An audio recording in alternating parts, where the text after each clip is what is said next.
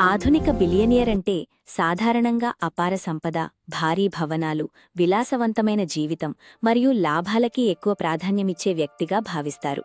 కానీ రతన్ టాటా మాత్రం ఈ అభిప్రాయానికి పూర్తిగా భిన్నం.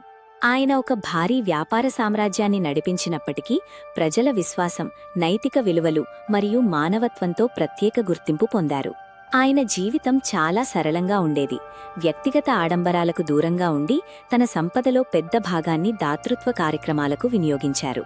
ప్రపంచం ఆయనను ఒక గొప్ప వ్యాపారవేత్తగా చూసినా చాలామంది ఆయనను మంచి మనసున్న మనిషిగా గుర్తించుకుంటారు.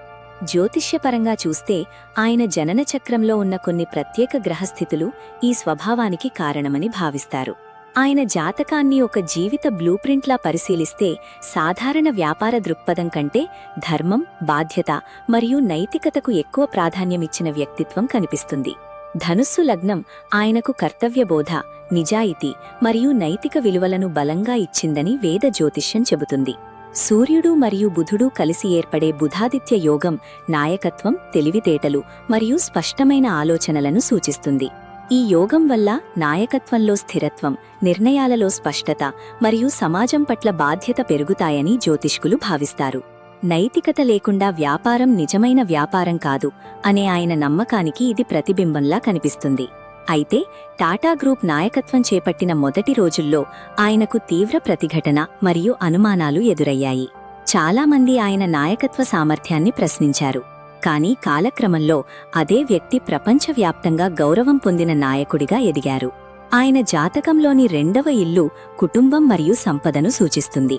అక్కడ బలహీనంగా ఉన్న గురుగ్రహం ప్రారంభ దశలో వచ్చిన అవమానాలు, ఆలస్యాలు మరియు అడ్డంకులను సూచిస్తుంది. కానీ అదే సమయంలో నిత్యభంగ రాజయోగం అనే శుభయోగం ఆ బలహీనతను విజయంగా మార్చే శక్తిని ఇస్తుందని చెబుతారు. జీవితంలో మొదట ఎదురైన కష్టాలే తరువాత గొప్ప విజయాలకు కారణమవుతాయని ఈ యోగం సూచిస్తుంది. మొదట ఆయనను తక్కువగా చూసిన పరిస్థితులే తరువాత ఆయన బలంగా ఎదగడానికి కారణమయ్యాయి. టాటా గ్రూప్ను ప్రపంచస్థాయికి తీసుకెళ్లిన శక్తి కూడా అక్కడి నుంచే వచ్చింది. అయితే ఒక ప్రశ్న వస్తుంది: నైతికతకు ప్రాధాన్యమిచ్చే నాయకుడు ఎలా అంత పెద్ద రిస్కులతో కూడిన వ్యాపార నిర్ణయాలు తీసుకున్నాడు? దీనికి సమాధానం ఆయన 3వ ఇల్లు, అంటే ధైర్యం మరియు నిర్ణయశక్తిని సూచించే స్థానం.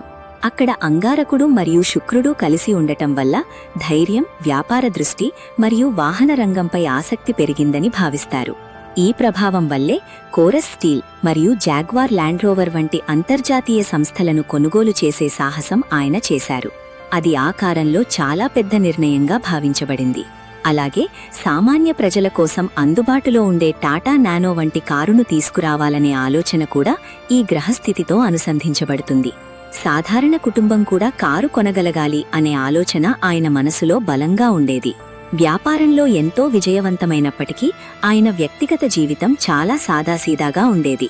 4వ ఇల్లు, అంటే ఇల్లు మరియు సౌకర్యాలను సూచించే స్థానం, శని ప్రభావంలో ఉండటం వల్ల వ్యక్తిగత విలాసాలకు దూరంగా ఉండే స్వభావం కనిపిస్తుంది.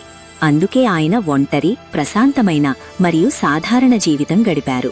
తన సమయాన్ని ఎక్కువగా పనికే అంకితం చేశారు.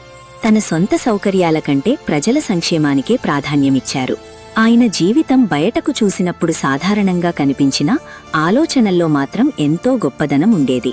ఆయన జీవితంలోని మరొక ముఖ్యమైన అంశం దాతృత్వం.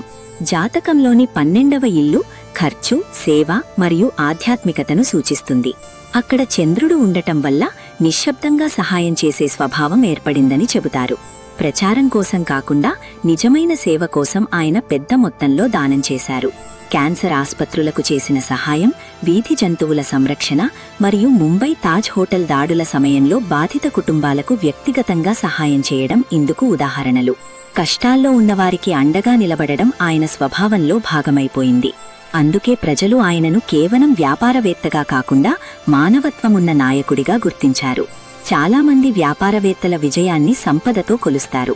కానీ రతన్ టాటా జీవితం మాత్రం సేవ, మానవత్వం మరియు సంపదను సమాజానికి తిరిగి అందించడమే నిజమైన విజయమని చూపించింది.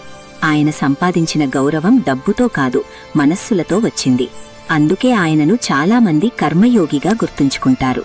భవిష్యత్తులో కూడా ఆయన పేరు సేవ, వినయం మరియు నైతిక నాయకత్వానికి ఒక ప్రతీకగా నిలిచిపోతుంది.